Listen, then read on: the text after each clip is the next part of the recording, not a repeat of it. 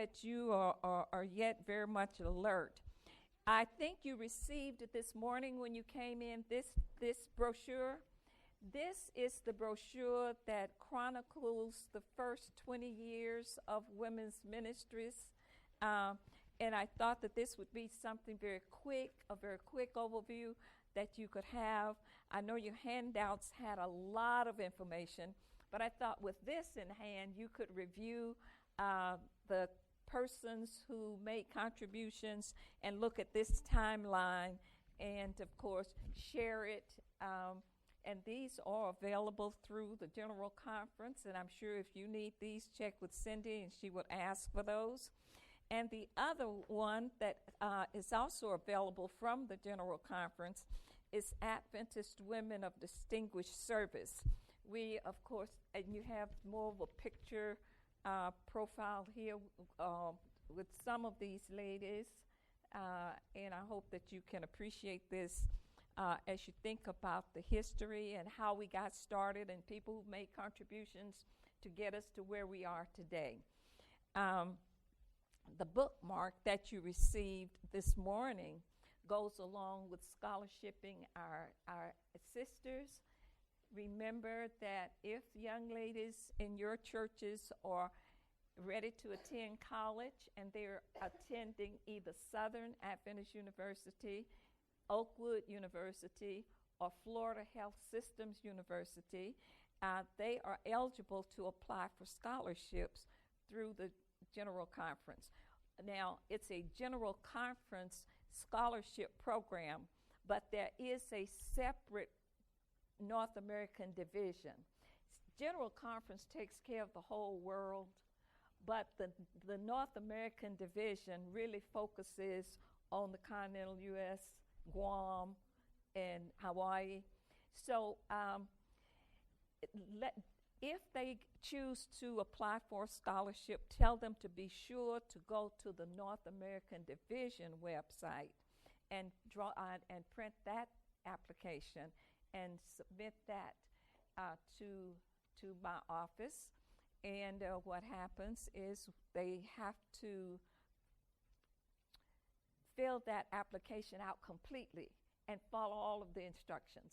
So as you talk with them, let them know to be thorough, and because that ups their chances of being selected. If the applications are not filled completely, if they're not filled correctly, then those are just put aside. They're not sent from the union to North American Division. So as you encourage them to apply, that is one thing you want them to do. Be sure that they go to the North American Division website, make the application, and to do it as accurately as possible. Yes. It's collegiate, and preferential treatment is given to juniors and seniors. Freshmen and sophomores may apply, but if there are juniors and seniors whose applications have greater worth, then they will be considered before the freshmen. Oh, no, it's college. It's just college. This is just for college. Yes, they would be young people who have enrolled in one of the 3 universities within our territory of the Southern Union. Okay.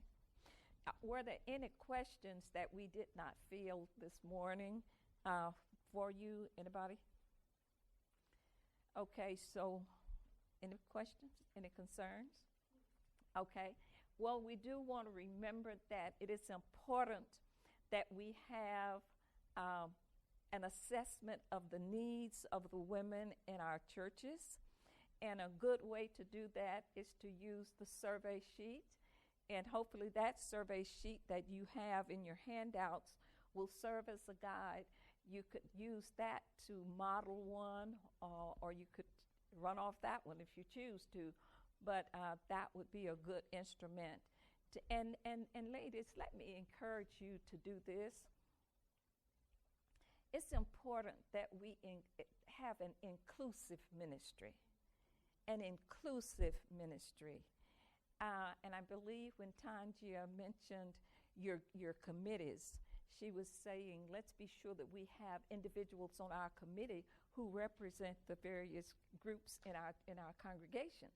You would like to have a youth, you'd like to have a senior, you'd like to have a widow, you'd like to have these different people, so that as a senior, I'd like my concerns voiced on that committee, and I'd like for the Women's Ministries Committee to plan something to address my needs. So that happens with each of those groups that you're serving. It's an all-inclusive. And the idea that I mentioned earlier today was that women need to feel connected. You know, we're social beings. We were made that way, right? And we need to feel connected. We need to feel accepted. And I see women's ministries as that department in the church that can serve to bring women together. It can serve to help us be connected. And there are a number of different ways that we certainly can do that, through small groups, through seminars that we plan. Of course, and anything that we do will be determined by the needs of our people in our congregations, right? In my particular church, under Women's Ministries umbrella, we have the Sensational Seniors, and I'm a part of that group, and we meet every month. We have speakers to come in. We've taken rides on the riverboat. We've just done a lot of things. We've gone to concerts. We've just done a lot of things together. And it has helped us to bond. It has helped us to feel connected. You know, oftentimes seniors don't get to do a lot of things, but with our group, it has just worked out really well. Then this group is not functioning right now, but we've had the younger girls, and that was to help them to bond and help them to feel connected. You know, right now, everybody seemed to go his own way, and nobody's together. We've got thousands of friends on social media, but we don't have a single friend we can call and say, come and help me, you know. So the idea is to help the members of the church to feel a oneness, an acceptance, a connectedness. And whatever we can do, let's pray about it. Let's get that needs assessment out. And people who are interested in the similar things, let's pull them together so that we can make a difference in the lives. We want to make a difference in the lives of the people within our church, but we also want to make a difference in the lives of individuals outside our church.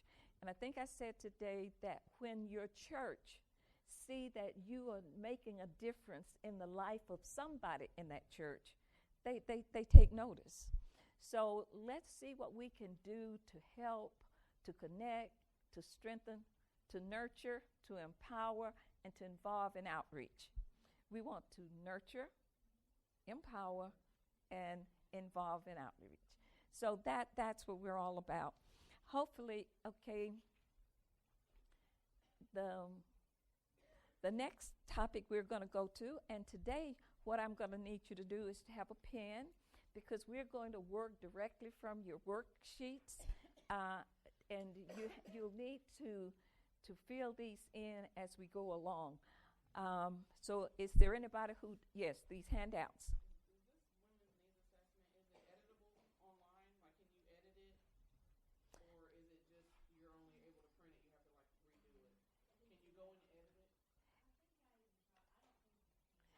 I don't. Where it says insert your church name here, but it doesn't. I doubt that you can. I doubt that you can do that. You probably would need to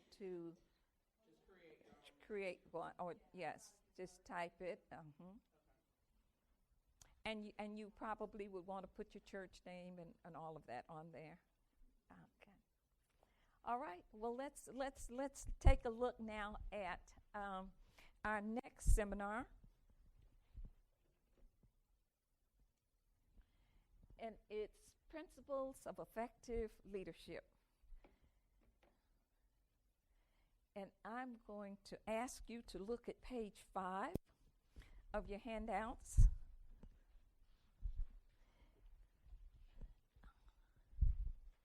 On page 5, you see some female world leaders who win power in 2013. Some of these were presidents of their countries. Some were prime ministers. And I'm sure that this is but a short list of individuals who really, really have made a contribution, who have served in important leadership positions. And you probably can think of women who have served in some very prominent leadership positions. But I think the idea here is we learned in our earlier seminar that women are leaders. Women can lead, and women have made a tremendous contribution in the Adventist church. And of course, today we focused on women who have made outstanding contributions in women's ministries. So yes, women are leaders. Women can lead, and your presence here today is an indication that you are a leader or that you are willing to use your gifts and your talents to the glory of God. So it's important. And in this seminar, we're saying principles of effective leadership. Now, I'd like for us to get a working definition for leadership. And this is before we get to your handout there. Someone has said that leadership is influence. Leadership is influence. If you can influence somebody, if you can get somebody to do something, you're leading that person, right? So you're a leader. And I think most of us, years ago when my daughter was young, I would say, you're a leader. You're not a follower. You're a leader. And I think that most parents end up trying to help their children understand you don't follow the wrong crowd. You are a leader. You make the decisions. You don't follow them. Okay, so then leadership then is influence. Another definition for leadership is mobilizing others towards a goal that is shared by the leader and the follower. Mobilizing people towards a goal that is shared by the leader and the follower. Now, I mentioned George Bonner earlier today.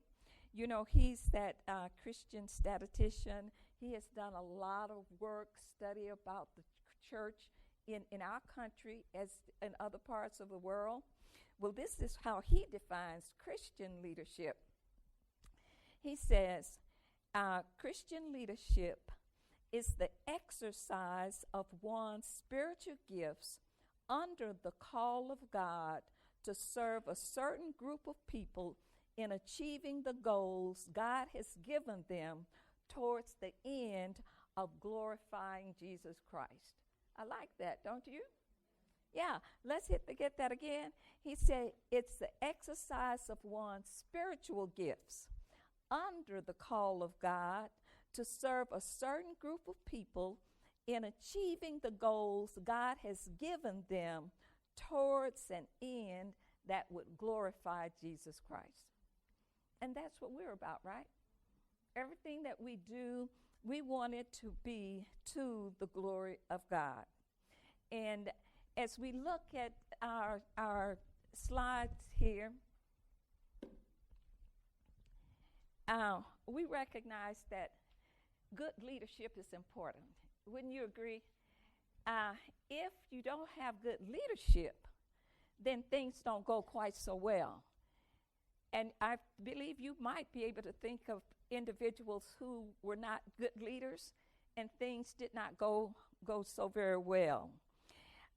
Good leaders can turn failure of organizations and ministries from failure to success. Good leadership can replace stagnation with excitement and energy and bring a renewed sense of purpose and mission.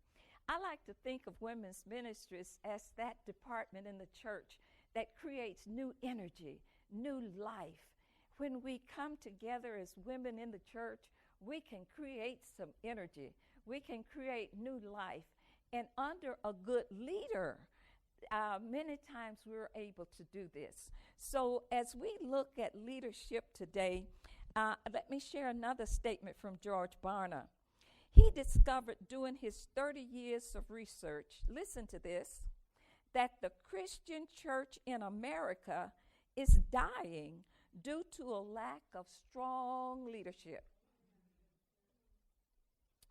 He states, in this time of unprecedented opportunity and plentiful resources, the church is actually losing its influence. The primary reason for this is the lack of what? Leadership.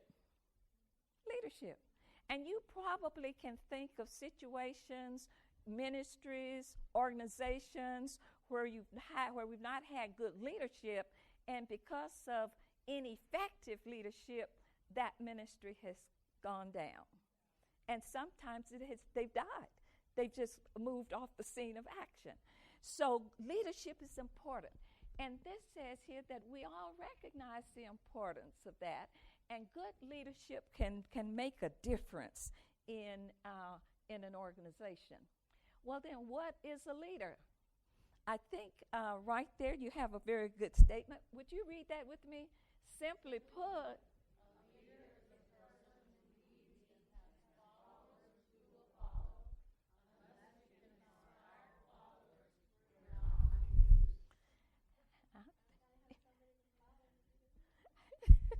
is that a good definition?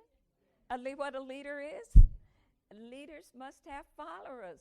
And if we don't have followers, then we are not a leader. Now, there are two things about leadership, though. The first is that if I'm the leader, there has to be evidence that I'm going somewhere, right?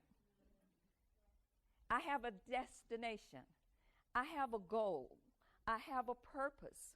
And then the second part about that is that the followers and I are going together. So we must have a goal. We must be going somewhere. We must be doing something. And this must be an agreed upon goal or purpose between the followers and the leaders. You get that? Okay. So then, it's important that we have some good goals if we want to inspire people to work with us. Do you agree with that? We've got to have a purpose. We've got to have a goal. We've got to be going somewhere. We've got to be doing something in order to be a good leader. Okay, learning to lead. Would you read that statement?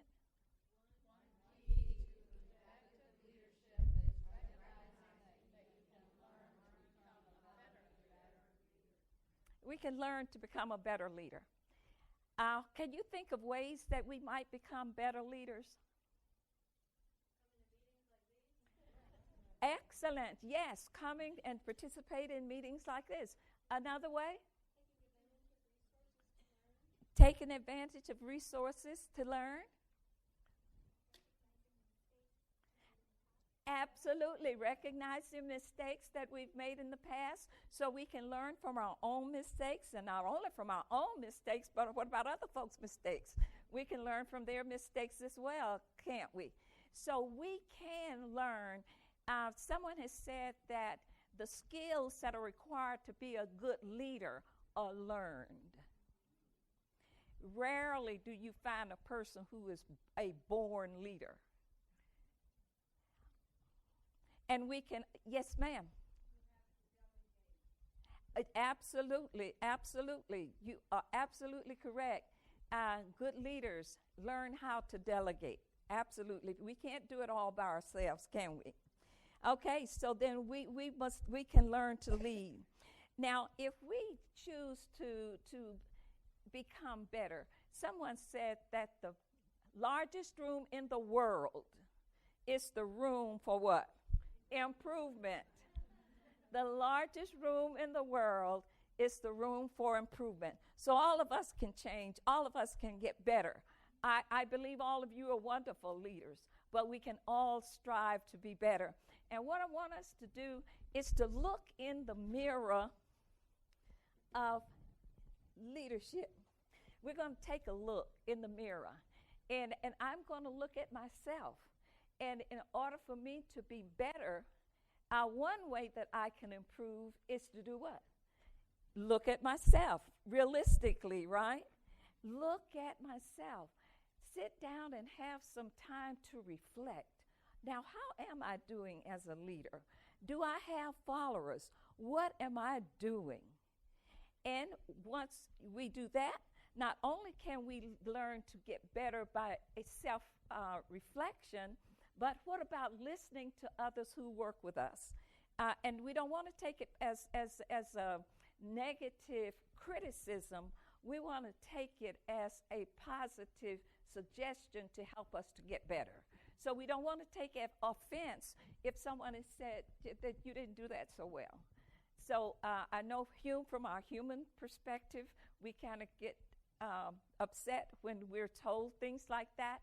But many times that's how we learn, that we see where we've made a mistake or we didn't do it quite so well. So we're going to look at ourselves today, and we're going to think about leaders who we admire. I'd like for us to look at the next slide here. Effective leaders. And there are some characteristics of effective leaders. And as you look in the mirror of leadership today, I'd like for us to see how many of these characteristics are part of our lives. And if these are not there, how can we implement them as a part of our lives?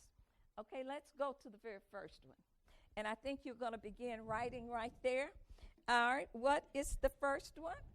One of the very first characteristics of a good leader is what? Commitment to God. That is the very first characteristic if we're going to be successful as leaders. We must be committed to God. We must carry things to Him. You know, He has promised to be our helper. He has promised the Holy Spirit to lead us, to guide us, to direct us. And when when you're working with people, that can be a challenge because all of us have our own ideas, we have our own thoughts, we are kind of set in our ways in many cases, and we don't like change. So then we have to pray about working with people to be Christ-like in dealing with them. So, and then you know what? Not only that, but when we ask the Holy Spirit to guide us and to direct us, then things get a whole lot better. I often say to the ladies that everything that we do in women's ministries must be bathed in prayer. And if we don't bathe it in prayer, we can be assured it won't go nearly as well as we had hoped. So not only must I have a relationship with Jesus where I can talk with Him and trust Him to do what He said He will do, He wants me to be successful. He wants me to rightly represent Him. He wants me to bring glory and honor to His name. So then I must have that relationship with Him. And if I'm to work effectively with others, then I have to have that strength of character that He gives. And when we have that strength of character, then you can be marked as a Christian leader. Okay, so that's number one. That's the first characteristic. And as we look at our in the mirror of effective leadership, are we spending the time that we need to spend with Jesus? Are we getting up early in the morning? I believe Tanja was saying in one of the presentations that we've got to get up early in the morning. And I'm sure you all agree that's how Jesus did it. And if we're looking for an example of leadership, we go straight to Him, correct? All right. So then that's the first characteristic. And the second characteristic is very, very important. And what is that? Have a vision. Every leader must have a vision of what that ministry should be like and what that ministry should accomplish. And this vision must be clearly articulated to the team members or to your committee.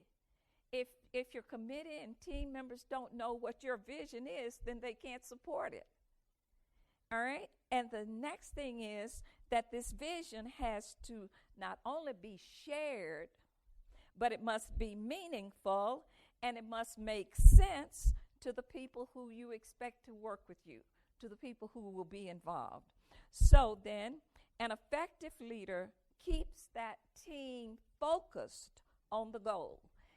And I think this is something, ladies, that we really, really need to work on. I'm hearing more and more, and the longer I live, the more I see it. We're all so busy. And people, you try to get involved in ministry, they say, I'm so busy. I would love to, but I'm so busy. I can't come to this meeting. I can't come to the planning session.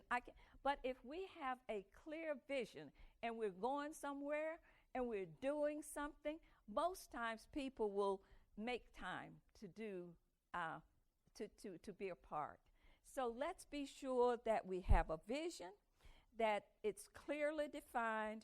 We can say it to our committee members, and they know exactly where we're going and what we're doing. All right, and the third characteristic is this. What's that? We must constantly be a learner. If you wish to be an effective leader, you must be a what? Continual learner. You must be a continual learner. And what are some ways that we can be learners? Yes.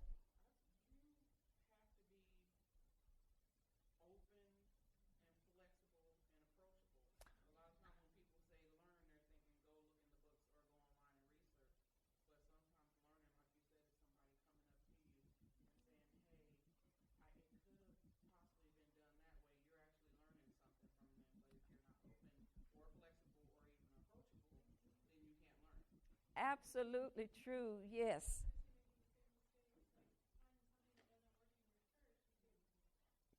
Learn from your.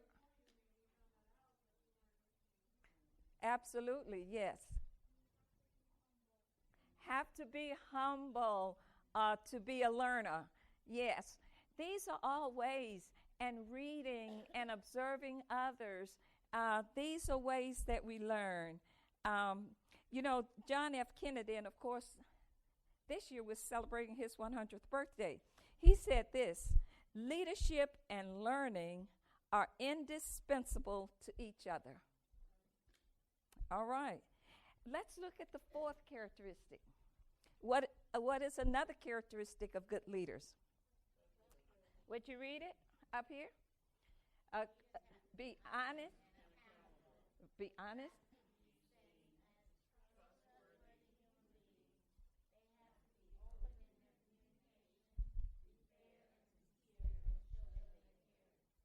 All right.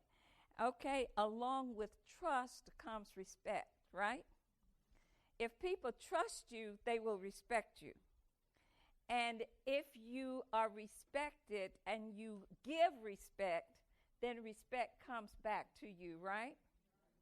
Okay, so then being honest and being trustworthy is very important. And this brings in things like as we respond to people, let's be honest and open. Sometimes they will ask questions that you might be uncomfortable with, or you don't want to tell the whole truth. But you have to be truthful, and there must be transparency if we're going to be good leaders. We can't have a committee meeting over here with 2 people and then come to the bigger group and not share. We have to be open. We have to share. So then we have to be honest. Albert Einstein said, setting an example is not the main means of influencing others. It's the only way. Okay?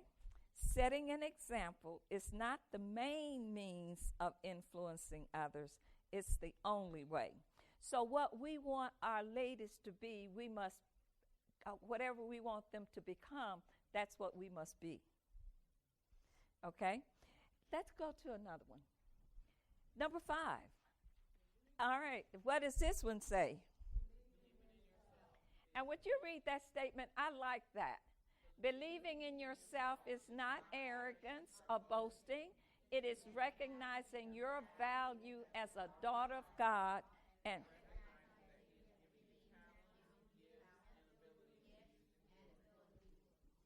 yes, and I really do like that. You recognize your value as a daughter of God. And if we are to be successful, we must have confidence in ourselves. And someone has said that we might not be as confident as we would like to be, but we must have the assurance that if God called us to it, He'll take us through it. He doesn't call the equipped, but He equips the called. So if He has given us a responsibility, then He will bring that to success. So we have to believe in ourselves. It's not an arrogance. It's not being boastful, but it is just a recognition that God has given us gifts and talents that we want to use for His glory. Let's look at the next one. How's that? Be what? Enthusiastic. Would you read that next statement? Enthusiasm is one of the best motivating behaviors a leader can display. Remember this and stay positive. When the difficult times come, as surely they will, take it to the Lord in prayer, and He will renew your courage and your enthusiasm. I read a statement that your enthusiasm quotient can be heightened. Your enthusiasm quotient can be heightened. And in order to have that done, you must take time for fun, make time for exercise, make time for proper rest and relaxation. Don't be guilty of working to exhaustion. That makes sense, doesn't it? So if I'm tired, overworked, overwhelmed, I don't have quite the enthusiasm that I could have if I were rested and if I had just had some relaxation. So we want to be enthusiastic. Have you ever heard somebody make an announcement and it was so dry and so dull, you wonder, what? Why are you up there? But anyway, we must be enthusiastic. These are characteristics of effective leaders. And as you look in the mirror now, as we go through these, you want to see how you stack up. What are you seeing in your mirror? Are you seeing yourself as being effective? Or are you saying, okay, I really need to improve on this, I need to improve on that? The next one that we want to look at is be what? A problem solver. Would you read that statement? All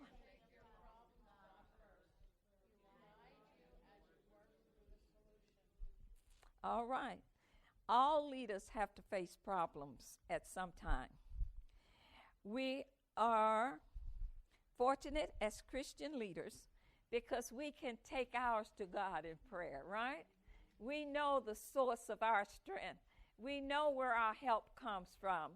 So whenever a problem arises, we want to take it to God first. You know, you may have planned a particular program or a particular activity, and it doesn't, the special music doesn't come.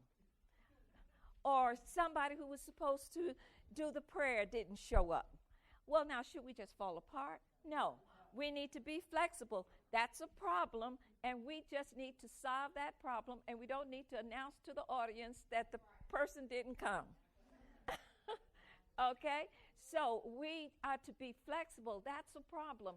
Many times problems will occur in relationships on your team. Now, if we work through problems of that nature, we need to approach it from a win-win situation.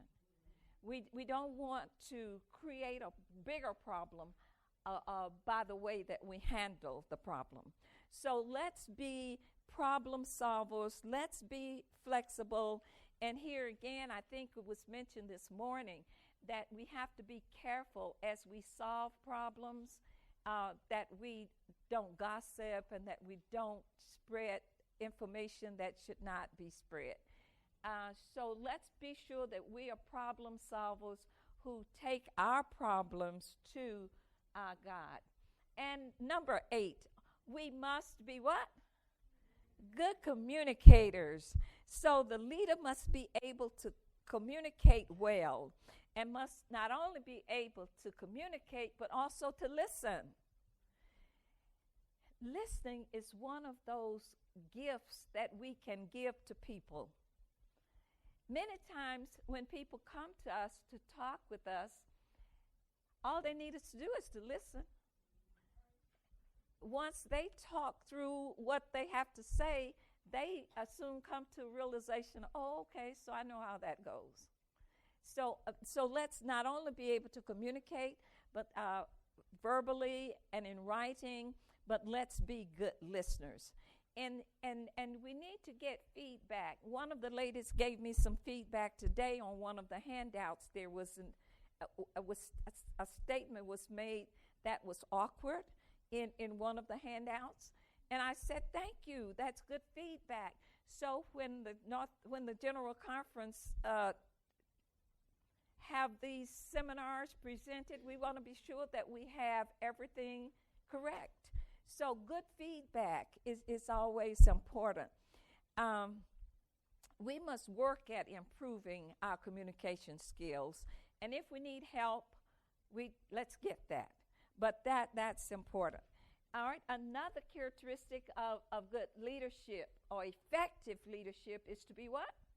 A change agent. A change agent. Would you read that statement?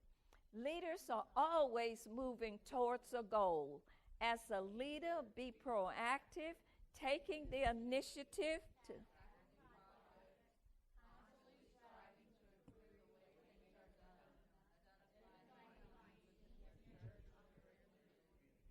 All right, thank you.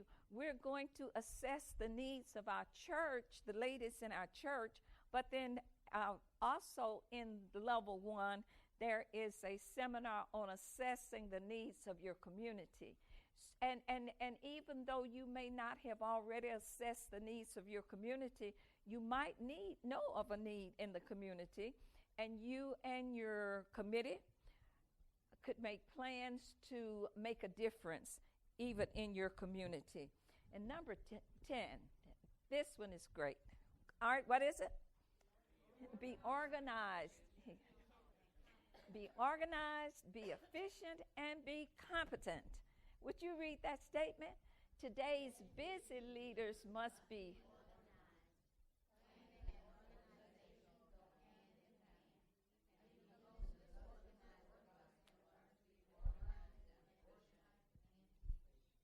All right. So then, there are people who have a lot of good ideas, but they never get anything accomplished because they're not organized. So let's be sure that we are organized. And all of these characteristics that we're talking about today are behaviors. These are characteristics that can be learned. We can do these. We can do this. All right?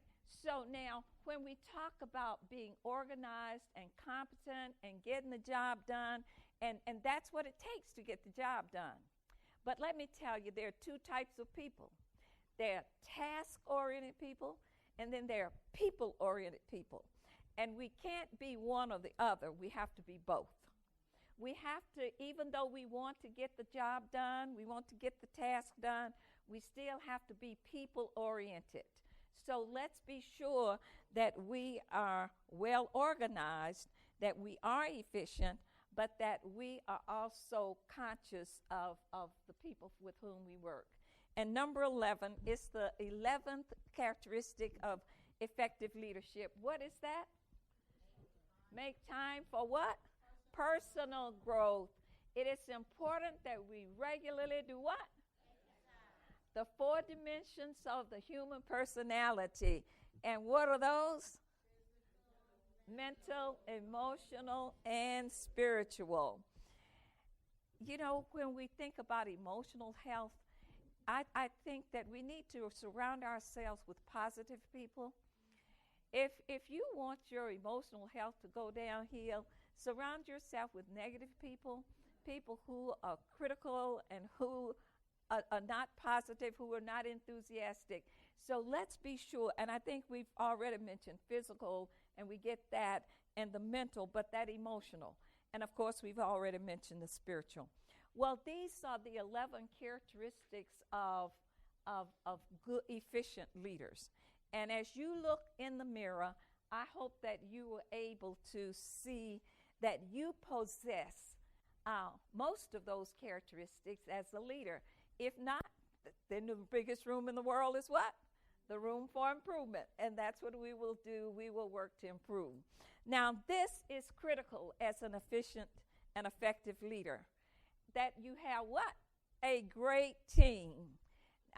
And we like to think of these as committees as we work with women's ministries. As a leader, you're responsible for creating a strong team or a strong committee.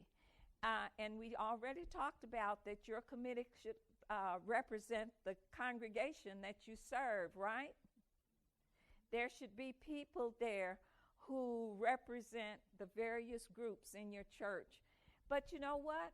Before you ask these people to serve, it is critical that you pray, pray, pray, and ask God to direct you to people who have a passion for women, who have a passion for ministry, so that you can work together and get the job done.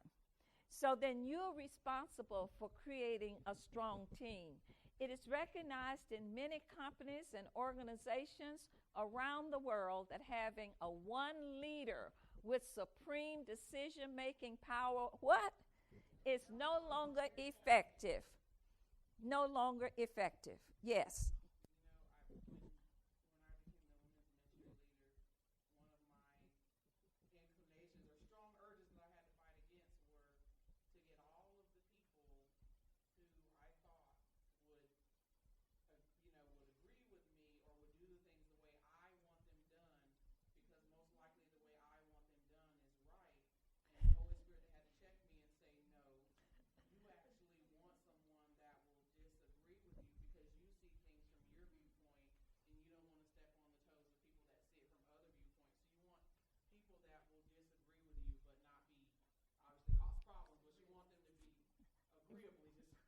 Yes, we can disagree, but we need to be agreeable as we disagree.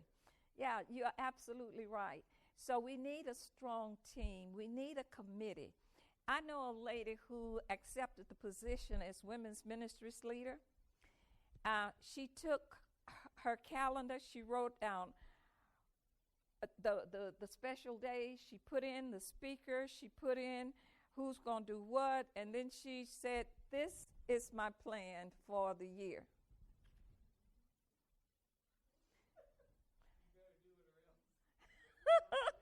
I think that was the attitude too. But what we're saying is, to be an effective leader, we must have a team. And no longer do we have one person making all of the decisions. It is. It's a dictatorship, isn't it? So let's be sure that we are involving our people, and that we are helping them to be a part. Another thing about this team building, I'm getting some feedback on this mic. In your role as women's ministries leader, you're to become a talent scout. A talent scout. You're to look for women who have leadership capabilities, mentor them, give them tasks to develop their skills. The work is far more effective when you have a committee. And I can't stress that enough.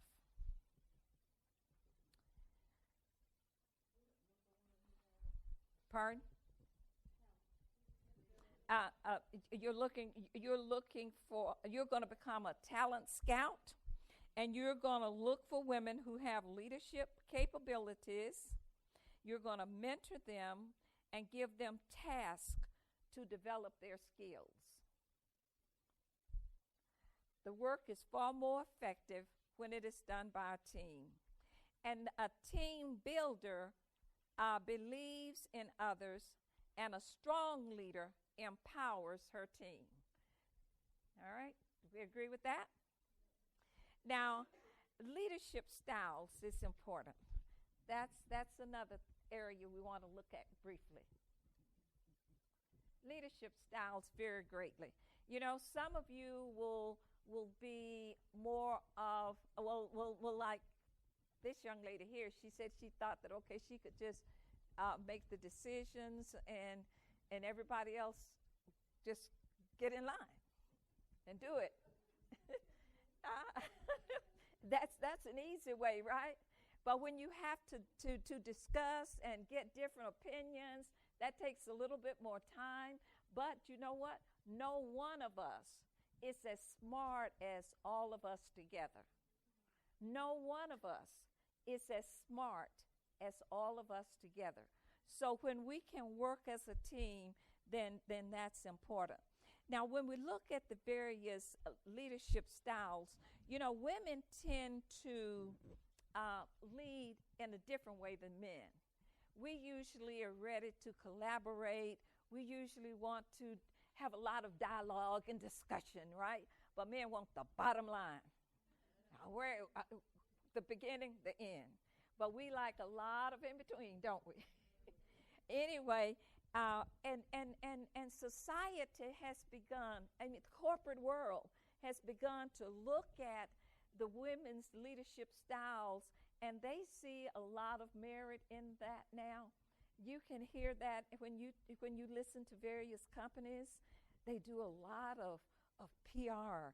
They do a lot of customer service. They train their people to be very warm and caring and attentive to customers. The customer's always right. And, oh, my pleasure. Oh, all of these came from women.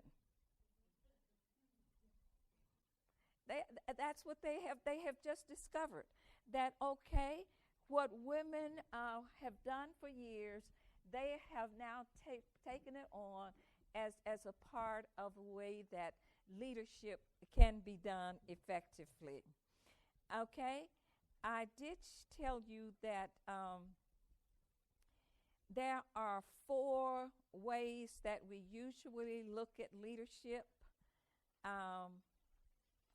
And those 4 ways, let me pick up something else here.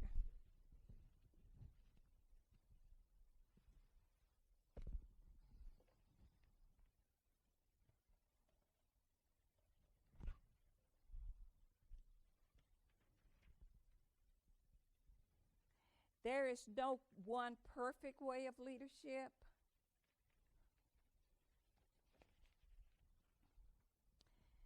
Okay, you're down here now where it's the women's leadership styles. Women tend to exercise leadership through strong interpersonal and communication skills. Women may not recognize they developed leadership skills by running a home, being quiet, self-effacing, or hesitant are not effective leadership skills. So, if we're looking at leadership as influence, we've had to have a lot of influence in the home, dealing with the children, dealing with husbands, and things like that. If you look at the next page of your handouts, you'll look at 4. Okay, if as a leader, I don't. It is not recognized as a leader.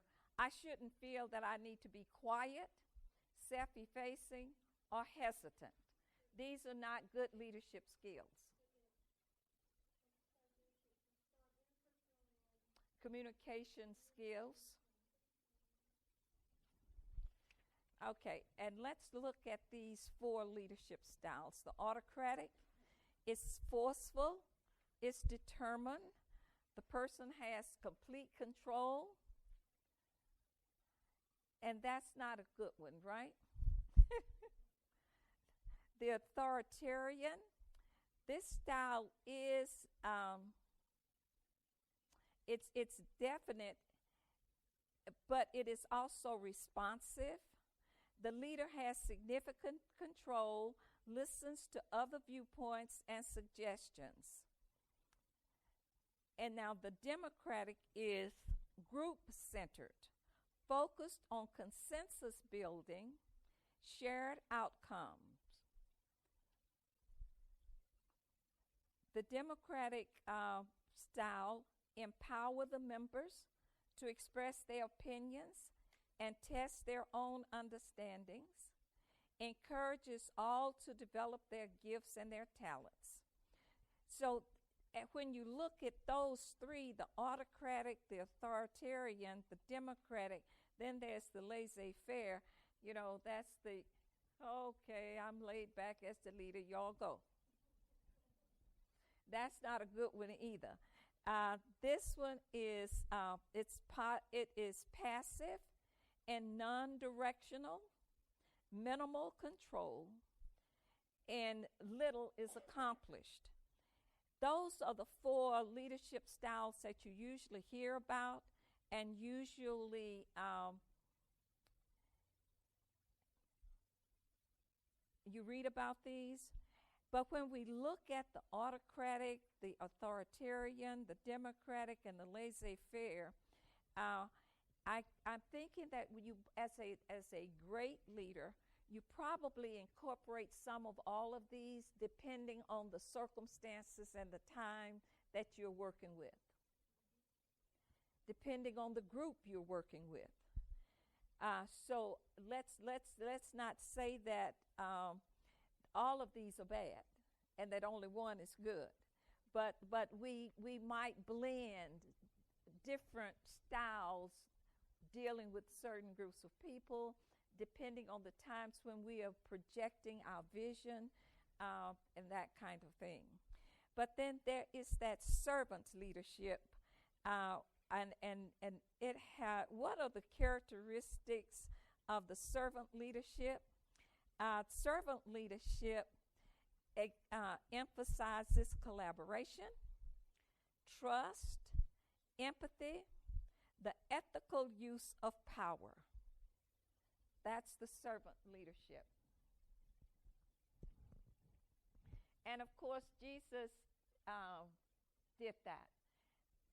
On the screen, you will see what I mentioned earlier, that women's leadership styles tend to exercise leadership through strong interpersonal and communication skills. Popular notions of successful leadership now encompasses characteristics traditionally associated with whom? With women. And those are the basic leadership styles.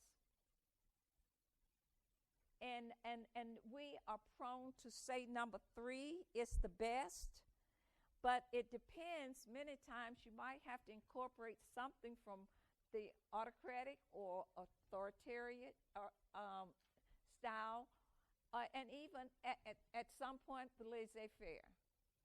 But where we want to go is the servant leadership. Servant leadership. And servant leadership differs from other styles.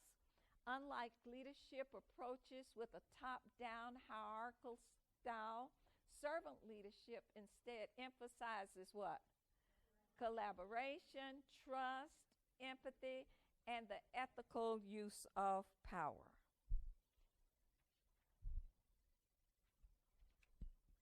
Think about your leadership.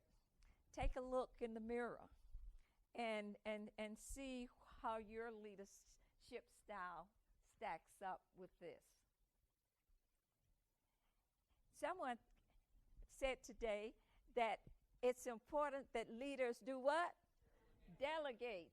We can't do everything ourselves, can we? That's why it's important to have a good committee. And not only would you just use your committee, but there are other people in your church who you could involve. And it's so wonderful when you can team, when you can collaborate with other departments in the church. If you're getting ready for some type of program, if it's a Women's Emphasis Day, and you want to involve the music department, you want to talk with them and let them help you with the music for the day. You want to work with the prayer ministries to talk about the prayer for the day. So if the more we can collaborate, the more we can work together, then I think we'll be seen in a different light. So let's be sure that we can delegate. Would you read that statement? One vitally important talent of a leader is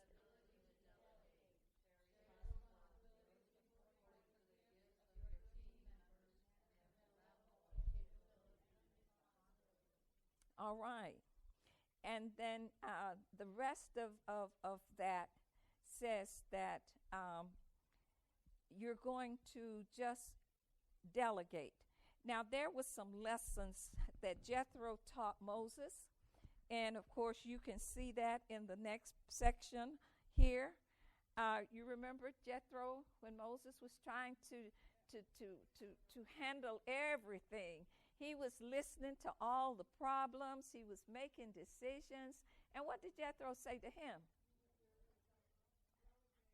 Delegate. He said, you can't do this. You're going to wear yourself out, and you're going to weary the people. Because they're going to have to wait forever for you to make a decision.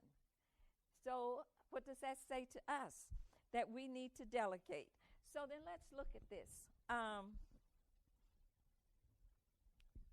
Did we read that one? Yes. Okay. Consider the principles taught by Jethro. Okay. What did he say? The work is what? Too heavy for you. You cannot handle it how? You cannot handle it alone. And that's Exodus 18:18. And the next thing he said was what? You and these people will only wear yourselves out. And the next statement, the result will be more satisfying to all if you do what? Delegate. And what's the next statement?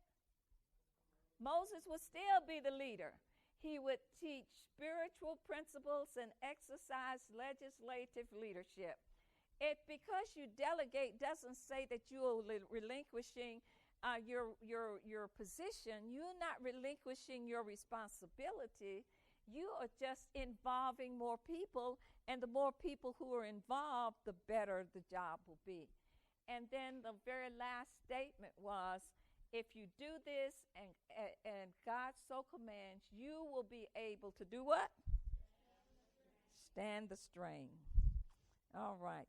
Then there were some benefits if Moses followed those. And if we followed that admonition, these are some benefits that will come to us. And let's read what those benefits would be. There would be less physical and mental exhaustion. And how many of us say, oh, man, I'm so tired. I am just exhausted. I have worked my fingers to the bone. I am mentally drained. All right, so then if we delegate, we will have less mental exhaustion. Look at the next one. Those ministered to were what? More satisfied. And that's what we want. And the third statement is he was able to do what? On what? On the larger issues, and he put to use the gifts of others. He developed what? A team of allies, all determined to accomplish the same goal. He put a system in place that would be effective once he was what? no longer leader. And you know what? The true test of a good leader is that that leader mentors someone to take their place. And what I was in a session with George Barner, and he said that unless we start mentoring younger members of the Seventh-day Adventist Church, that this church could be on the verge of dying. And you know, most of our ministers are elderly in the North American division. And so the idea is that younger people need to be mentored. They need to be trained. They need to be involved in church. And so as much as possible, let's involve younger women in women's ministries. Can we do that? Absolutely. It's necessary because those of us who are seniors will leave a legacy if we train somebody to follow. Okay, so these are the benefits that Moses received and the people with whom he worked. There's another statement. Leadership is a calling, a mission. It is an opportunity to be a blessing to many. At times, you may feel overwhelmed by your responsibilities. Read that writing, but remember that the skills of an effective leader can be learned. Skills of an effective leader can be learned. I hope that as you look in the mirror of leadership today, that you have seen skills that you have developed well and others that you need to really focus on.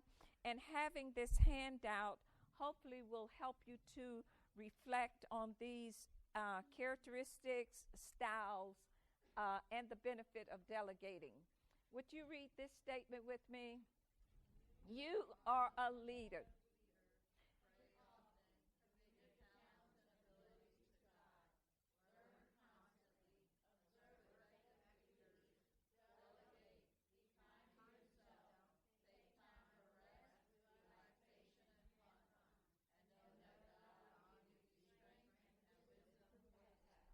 All right. And that's what it's all about. That sums up, that paragraph right there sums up everything that we've said today. Yes.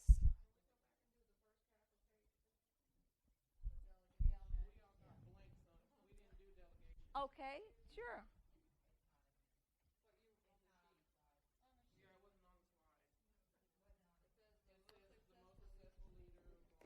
Okay. Okay.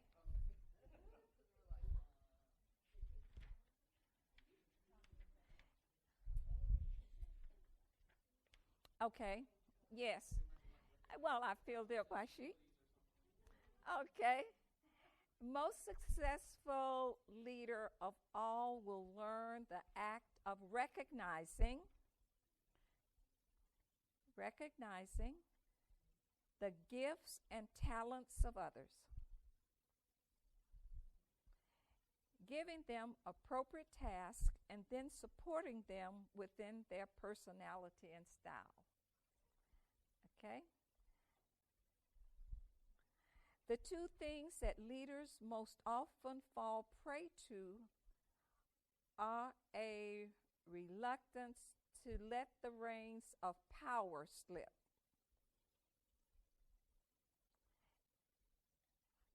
from their own hands and feeling threatened by a capable team member.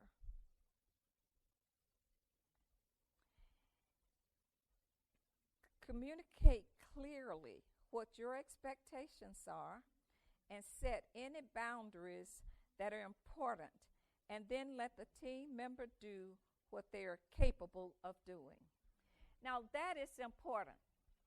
When you delegate, it's important that you put it in writing what your expectations are. You might have in mind what you want somebody to do, and then when you come back get back together and that person has done it differently, that person will say, oh, but I thought.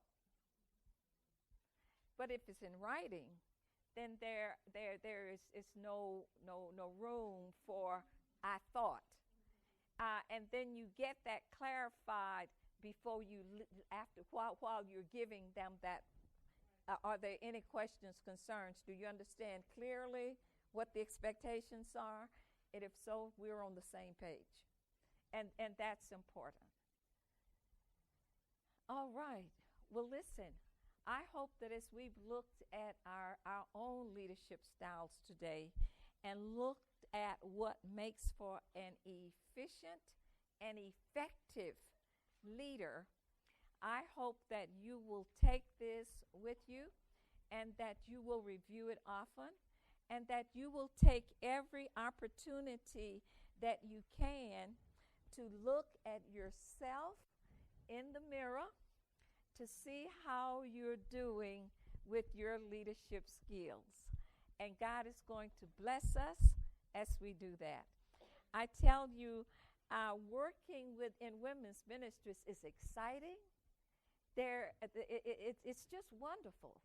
And I hope that all of you have that passion. And even though there might be people who don't understand what our mission is, or you have people who don't support, I think once they see you, and remember, we're going to bathe everything in prayer. Our pastors, and you know what? They say there are men who don't support women's ministries, but I want you to know there are a lot of women who don't support women's ministries.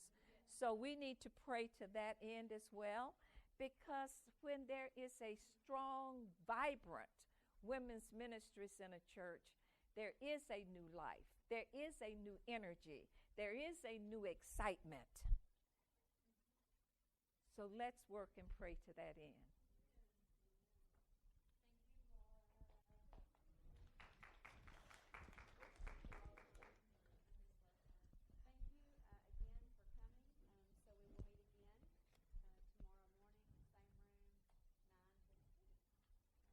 Right. Did everybody sign the register? Yeah, I think everyone did. Did I miss anyone? Did anyone forget to sign in today? For 2 o'clock. So each time when you come in, there'll be the clipboard out there, and there's a section for the morning section and other times for the evening sessions. You can just sign in for us, and then your handout will be there by the clipboard as you come in. But I want to have prayer, so come back. Dear Heavenly Father, thank you so much for this very special servant that you have sent in us and Laura. We pray that all of these principles that we are learning, Lord, we will put in practice, that you will give us fresh insights, and, Lord, that we will be creative visionaries, Lord, to reach out to these women who desperately need to be brought in and have loving friendships. Yes. I pray for all of these ladies who have sacrificed their time to come, that you will be with them the rest of their day, and that they will leave here differently than the way they came in. In Jesus' name we pray. Amen. Amen. Amen. Thank you so much for your attention. And remember, this morning we learned that words of encouragement are like apples of gold in pitchers of silver. And you have some gold right up here that you might want to pick up.